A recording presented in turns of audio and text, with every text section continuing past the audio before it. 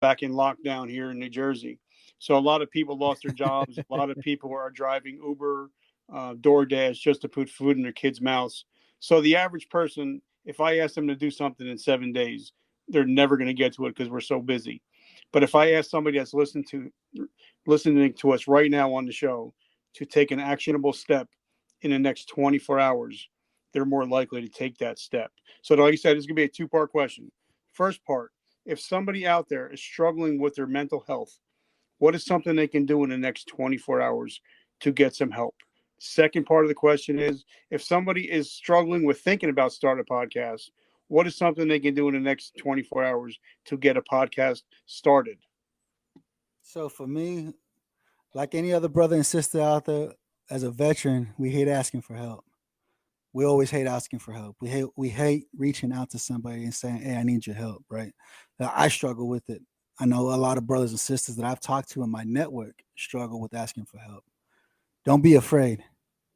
You guys have close connections. Like I said, I built my network. My network is massive. I have great people in my network. I recently just met with Tracy Diane over with Fit Military Women. I just met her and we relate so much. Like she's on my level. She thinks exactly like how I think. And so I know I can pick up the phone and give her a call and say, "Hey, I'm hurt right now. I need your help."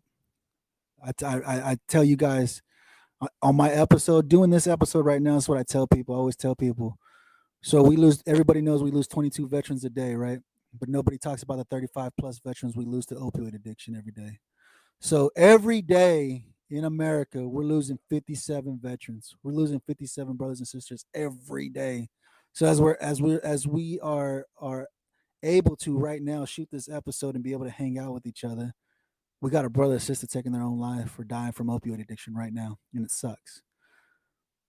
I always challenge you guys to reach out to your brother and sister. If you ain't talked to one of them in a while, pick up the phone and call them.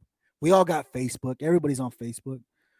Get on there and say, "Hey, brother, I was thinking about you." Send them a message. I want to say I love you. I miss I you. I do want to that make sure all you're doing the time. okay. I do You that know, all the time. all the time. You have to, right? We have our own lives. Don't get me wrong. We have our own lives. We get busy. We have shit.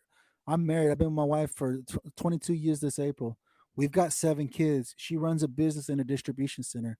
I work for the federal government. We have our own lives. I understand that. But take What two do you minutes do? out of your day. What do you do for the government?